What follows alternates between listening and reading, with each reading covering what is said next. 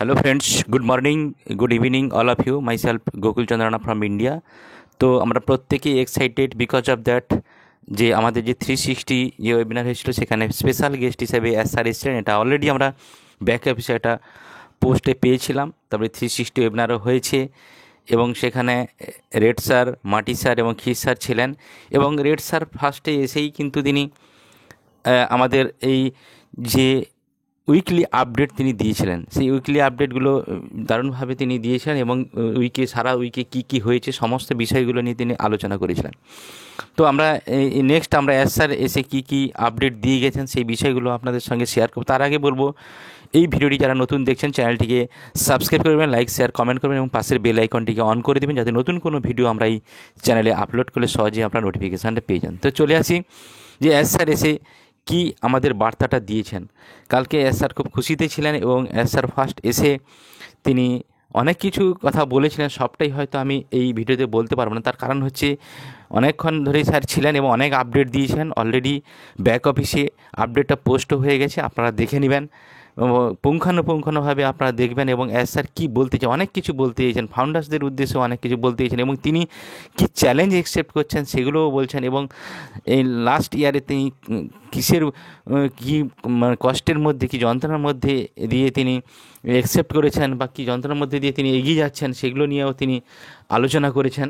তো চলে এসে মেন পয়েন্ট আপনাদের সঙ্গে শেয়ার করব। ফার্স্ট বলবো যে উইথড্রল পয়েন্ট নিয়ে তিনি কথা বলেছেন, যে উইথড্রল বিষয়টা যিনি বলেছেন এবং যে ডিসেম্বর মাস অর্থাৎ ডিসেম্বরের লাস্টের দিকে কিছু মানুষ তাদের যে উইথড্রলটা দিয়েছেন সেই উইথড্রলটা পেয়ে যাবে। এবং তিনি বলেছেন যে এই উইথড্রলের জন্য আলাদা একটা মার্চেন্টের সঙ্গে কথাবার্তা হচ্ছে, সেই মার্চেন্টও এসছে এবং সেই মার্চেন্টও খুব খুশি এবং অনপ্যাসিভের এই কর্মকাণ্ড দেখে। এবং মার্চেন্ট যে নতুন মার্চেন্ট এসছেন তিনিও আমাদের এই কোম্পানি থেকে বাই করার জন্য প্রস্তাব দিয়েছিলেন, কিন্তু এটা বাই করার জন্য নয়। এটা বুঝতে পেরেছেন এমন একটা কর্মকাণ্ড স্যার ঘটিয়ে দিয়েছেন, এমন একটা সিস্টেম রেডি করেছেন, প্রত্যেকেই কিন্তু অনপ্যাসিভকে পাখির চোখ, অনপ্যাসিভ যে কর্মকাণ্ড তৈরি করেছে। তারপরে তিনি বলেছেন যে উইথড্রল সিস্টেমটা আমরা ডিসেম্বরে কিছু উইথড্রল দিয়ে দেবো এবং যদি খুব বেশি দেরি হয় জানুয়ারিতেও তো আমরা উইথড্রল দেবো এবং উইথিন জানুয়ারি নো ডিলে। এটাও বলছেন যে নো ডিলে, কোনো ডিলে হবে না, জানুয়ারিতে $3 মিলিয়ন পেমেন্ট দিবেন। বুঝতে পেরেছেন, পেমেন্ট $3 মিলিয়ন পেমেন্ট হবে জানুয়ারিতে, নো ডিলে, কোনো ডিলে হবে না। ভাবতে পেরেছেন যে সিস্টেম কীভাবে রেডি হচ্ছে।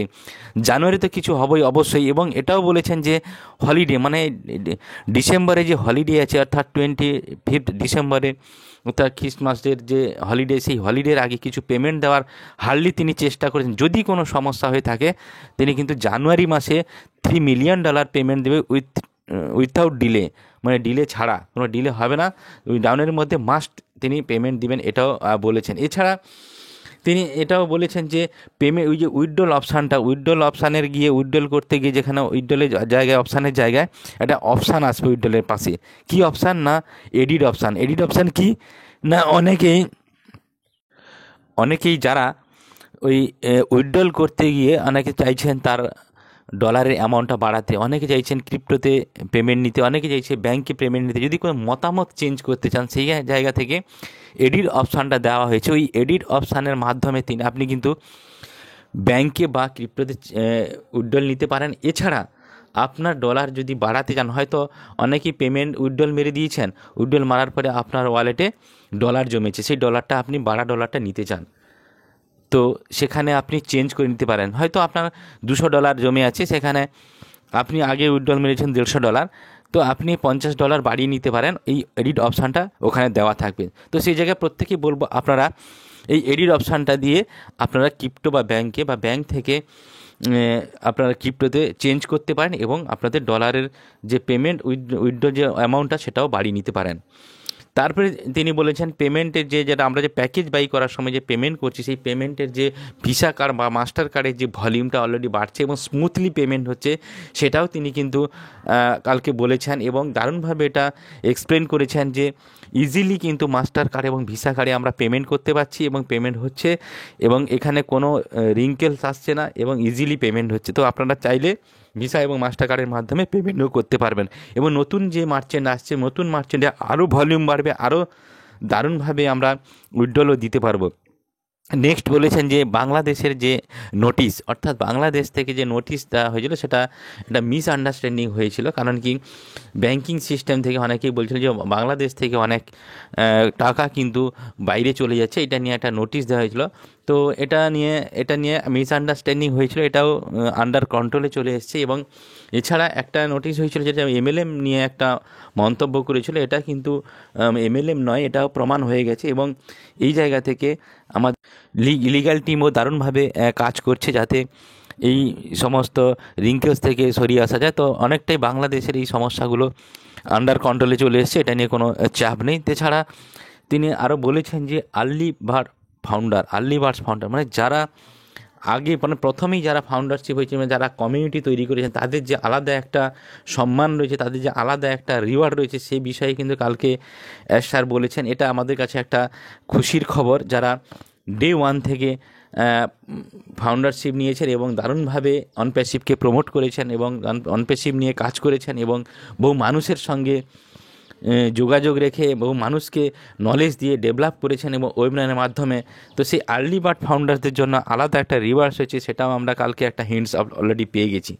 তাছাড়া অ্যাশ বোম নিয়ে বলেছেন, অর্থাৎ দ্য বোম, যেটা এই ডিসেম্বর মাসে এই দ্য বোমটা আসার কথা ছিল ফার্স্ট উইকে, সেটা একটা দারুণ একটা অ্যানাউন্সমেন্ট ছিল, বিগ অ্যানাউন্সমেন্ট, যেটা প্রত্যেকটা ফাউন্ডার্সদের জন্য খুব দারুণ খবর।